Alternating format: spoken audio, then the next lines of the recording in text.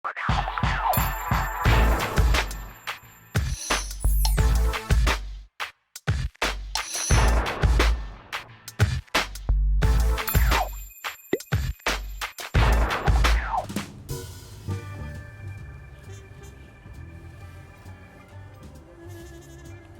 तो हम्म एक मेरे को ये इसका थोड़ा सा समझाइए। तो इफिसी 2 उसका 8 से 9 मैं पढ़ रही हूँ। परमेश्वर का अनुग्रह। हाँ, परमेश्वर का अनुग्रह हम्म यहाँ लिखा है, क्योंकि विश्वास के द्वारा अनुग्रह ही से तुम्हारा उद्धार हुआ है, हम्म और ये तुम्हारी ओर से नहीं वरन परमेश्वर का दान है, और न कर्मों के कारण, ऐसा न हो कि कोई घमंड करे। हम्म तो इसमें क्या समझना चाह रही हो इस इसमें अनुग्रह ये में? समझना चाह रही हूँ कि एक तो परमेश्वर का अनुग्रह, हम्म, वो परमेश्वर का अनुग्रह कैसा है। जब हम परमेश्वर के अनुग्रह की बात करते हैं तो बाइबल विशेष तौर पर इस बात को बताती है कि परमेश्वर का अनुग्रह जो है वो दो भागों में बटा हुआ है। पहला जो परमेश्वर का अनुग्रह है वो है सामान्य अनुग्रह, और दूसरा है कि परमेश्वर का विशेष अनुग्रह। तो ये सामान्य अनुग्रह का क्या मतलब है, पहले इसको समझाइए। देखो, सामान्य अनुग्रह का मतलब ये है कि हर एक मनुष्य पापी है, और बाइबल बताती है कि पाप की मजदूरी मृत्यु है। पाप के कारण कोई भी मनुष्य जीवित नहीं रह सकता, ये परमेश्वर का नियम है, लेकिन तो भी हम जीवित हैं। या बहुत से लोग जो पापी हैं, जिन्होंने उद्धार को प्राप्त नहीं किया, वो भी जीवित हैं। ये इस बात को बताता है कि परमेश्वर का अनुग्रह हर एक पर है, ना केवल विश्वासी पर परंतु अविश्वासी पर, उस व्यक्ति पर भी जो परमेश्वर के अस्तित्व पर विश्वास नहीं करता। इसकी और कुछ विशेषताएं बताइए। देखो, इसकी विशेषता यह है कि ये परमेश्वर का अनुग्रह हर एक जीव के ऊपर है, चाहे पशु पक्षी हैं, मनुष्य हैं, हर एक के ऊपर परमेश्वर की रोशनी प्रकट होती है, हवा सबके लिए बहती है, अनाज सबके लिए उत्पन्न होता है। तो ये परमेश्वर का सामान्य अनुग्रह है जो हर एक मनुष्य के लिए है। और विशेष अनुग्रह क्या हुआ? अच्छा, जब हम विशेष अनुग्रह की बात करते हैं तो विशेष अनुग्रह का मतलब ये होता है कि इस सामान्य अनुग्रह से आदमी उस परमेश्वर के प्रेम को समझता है और प्रभु यीशु मसीह को अपना उद्धारकर्ता ग्रहण करता है, तो परमेश्वर उसे एक स्थान देता है जो उसको उद्धार कहलाता है। और वो उद्धार जो है, अर्थात उसके पापों की क्षमा, उसको प्रभु यीशु मसीह के द्वारा से मिलती है। यह है परमेश्वर का विशेष अनुग्रह। तो ये दो अनुग्रह है जिसको कि समझना बहुत आवश्यक है। अच्छा, एक काम करो, इन दोनों बातों को समझने के लिए दो वचन यहाँ पर हम पढ़ते हैं, रोमी 2 और उसका 14। यहाँ ऐसा लिखा है, फिर सब अन्य जाति लोग जिनके पास व्यवस्था नहीं, स्वभाव ही से व्यवस्था की बातों पर चलते हैं, तो व्यवस्था उनके पास न होने पर भी वे अपने लिए आप ही व्यवस्था है।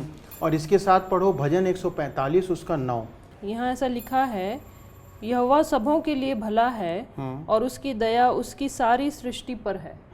तो ये बताता है इस बात को कि परमेश्वर का अनुग्रह पूरी सृष्टि पर, हर एक जीव जंतु पर, हर एक मनुष्य पर, चाहे वो पापी हो चाहे वो अच्छा काम करने वाला हो, उसके ऊपर बनी रहती है।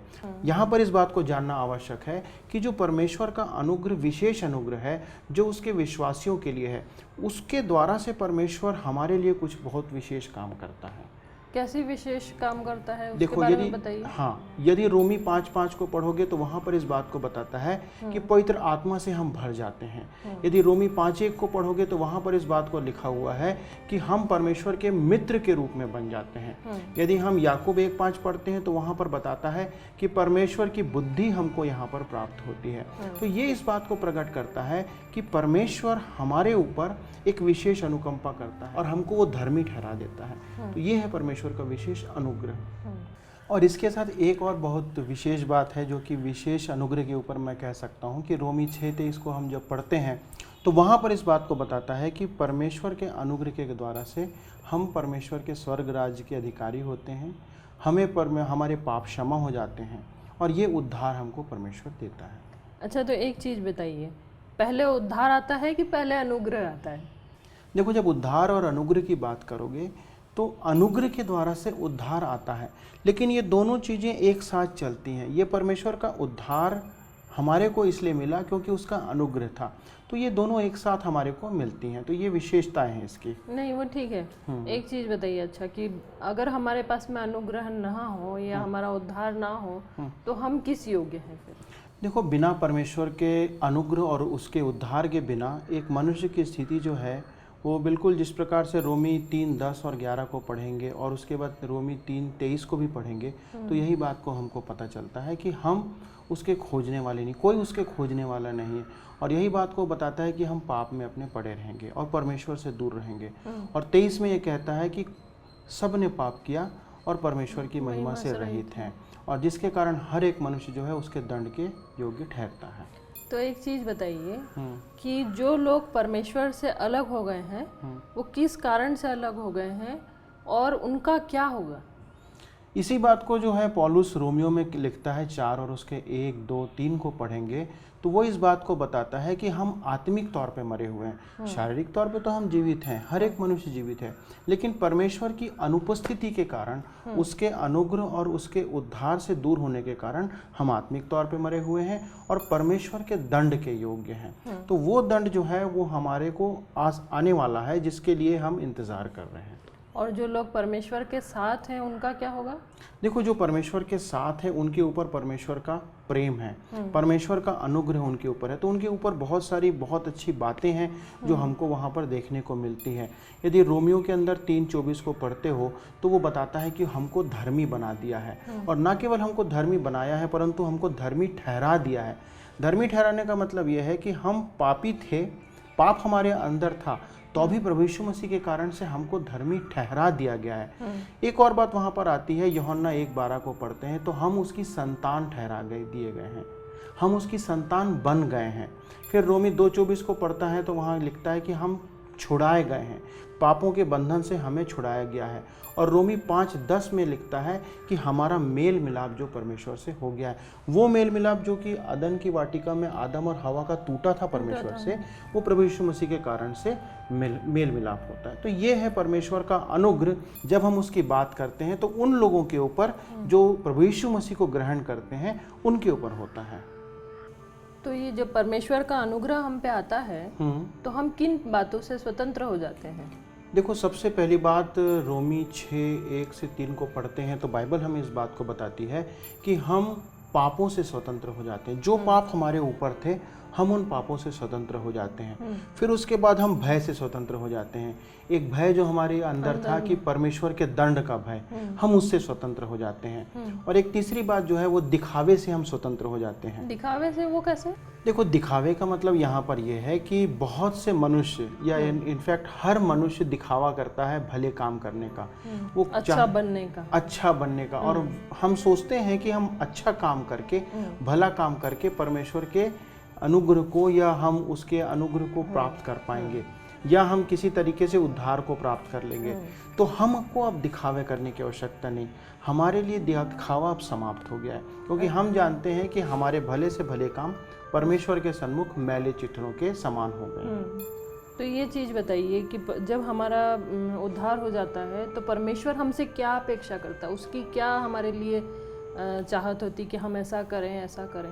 देखो, जब परमेश्वर हमारे अंदर ये परिवर्तन लाता है तो वो चाहता है कि ना केवल हमारे अंदर ऐसे परिवर्तन आए, परंतु वो चाहता है कि हमारा हृदय, हमारा मन जो है वो सदा शुद्ध रहे। हमारे मन के विचार, हमारी सोच वो शुद्ध रहना चाहिए और परमेश्वर के वचन के अनुरूप होनी चाहिए। तो ये हमारे से परमेश्वर की अपेक्षा है। अच्छा, ठीक है। तो उद्धार हो गया, उसके बाद में परमेश्वर के साथ हमारा संबंध कैसा होना चाहिए? देखो, जैसे मैं पहले कह रहा था कि जब हम परमेश्वर के अनुग्रह के द्वारा उद्धार को प्राप्त करते हैं तो सबसे अद्भुत बात यह है कि हम परमेश्वर के लोग बन जाते हैं, उसके बेटे और बेटियां बन जाते हैं, और प्रभु यीशु मसीह के समान वो हमारे को आदर देता है। ये एक पहली मुख्य बात है हमारे जीवन में। दूसरी विशेष बात यहाँ पर यह आती है कि अब हमारे अंदर वो सामर्थ्य आ जाती है कि हम पापों का इनकार कर सकते हैं। हम ये पहचानते हैं कि ये पाप है और ये परमेश्वर की इच्छा नहीं है, तो हम उन पापों का इनकार करने की सामर्थ्य हमारे अंदर आती है, और ये परिवर्तन हमारे परमेश्वर के साथ संबंधों में आता है। जैसे कि परमेश्वर के निकटता में पाप नहीं आ सकता, हम भी कोशिश करते हैं कि अब हम पापों का इनकार करें। और तीसरी बात जो हमारे अंदर संबंधों में आती है परिवर्तन, वो ये है कि हम परमेश्वर की सेवा करने लगते हैं। हम अब हृदय से ये चाहते हैं, मन से ये चाहते हैं कि हम दूसरे काम ना करें परंतु परमेश्वर की सेवा करें, क्योंकि हमारे अंदर अब ये सब जानने के बाद, उद्धार को प्राप्त करने के बाद, हमारे अंदर इस बात को लेकर के तसल्ली नहीं रहती कि हम दूसरे काम करें। अब हम चाहते हैं कि हम परमेश्वर की सेवा करते रहें। तो ये है। तो ये तो हो गई कि परमेश्वर के साथ हमारा संबंध ऐसा होना चाहिए। पर अब जब उद्धार हो जाता है तो दूसरे लोगों के साथ में या हमारे अपने लोगों के साथ में हमारा संबंध कैसा होना चाहिए? देखो, दूसरों के साथ हमारे संबंध भी यहाँ पर परिवर्तन आता है और आना चाहिए, क्योंकि परमेश्वर ये हमसे अपेक्षा करता है। सबसे पहला परिवर्तन ये है कि हम अपने आप को दूसरों से बढ़कर नहीं समझते, क्योंकि हम ये जानते हैं कि हमारे को उद्धार मिल गया है, लेकिन जो दूसरा व्यक्ति पाप में अभी भी है तो हम उससे अपने आप को बढ़कर ना समझें। ये बहुत महत्वपूर्ण है। दूसरी बात आती है कि अब हम जब ये जानते हैं कि दूसरा व्यक्ति जो है पाप में है, तो हमें उसके मार्गदर्शन करने की आवश्यकता है, हमें उसे बताने की आवश्यकता है कि कैसे हम उद्धार को प्राप्त कर सकते हैं। ये बहुत महत्वपूर्ण चीज़ है, क्योंकि देखो, जब हम पाप में थे तो परमेश्वर ने हम पर अनुग्रह किया, हमको वो मार्गदर्शन दिया, या हमारे को किसी और ने मार्गदर्शन दिया, तो हम परमेश्वर के राज्य में आ सके। तो ये दूसरी महत्वपूर्ण बात है कि हमको करना चाहिए। और तीसरी महत्वपूर्ण बात यहाँ पर आती है रोमी 4:12 के अनुसार, कि जिस प्रकार परमेश्वर ने अपने प्रेम, दया, अनुग्रह का व्यवहार हमसे किया, जो भी कि हम पापी थे, वो चाहता है कि हम भी वैसा व्यवहार दूसरों के साथ रखें। हमको लगता है कि ये व्यक्ति हमारे साथ बात करने के योग्य नहीं है, वो प्रेम करने के योग्य व्यक्ति नहीं है, लेकिन तो भी परमेश्वर चाहता है कि हम उनसे प्रेम करें। तो जैसा अनुग्रह परमेश्वर ने हम पर किया, वो चाहता है कि हम भी वैसा अनुग्रह दूसरों पर करें। ये महत्वपूर्ण है परमेश्वर के अनुग्रह के अंदर। चलिए, तो अब इन बातों को फिर से एक बार दोहरा लेते हैं। अनुग्रह परमेश्वर की भलाई है जो सभी लोगों के लिए यीशु मसीह के द्वारा उपलब्ध है। एक जन इस दुनिया में सामान्य रूप से जीवित रहते हुए परमेश्वर के अनुग्रह के स्तर का अनुभव करता है। विशेष अनुग्रह वह उद्धार है जिसे परमेश्वर उन लोगों को देता है जो अपने पापों का पश्चाताप करके उद्धार के लिए परमेश्वर पर पूरी तरह भरोसा करते हैं। हम कभी भी इस गलतफहमी में न रहें कि हम अपने भले कामों से परमेश्वर के पक्ष या उसके अनुग्रह को प्राप्त कर सकते हैं। परमेश्वर का अनुग्रह बिना किसी शर्त मुफ्त में प्रदान किया जाता है। तो अब तुमको समझ आया कि परमेश्वर को जो विशेष अनुग्रह है और सामान्य अनुग्रह हर एक के लिए उपलब्ध है, और अब भी जो चाहता है कि उस विशेष अनुग्रह को प्राप्त करे, प्रभु यीशु मसीह के द्वारा पश्चाताप करके प्राप्त कर सकता है। बिल्कुल समझ आया।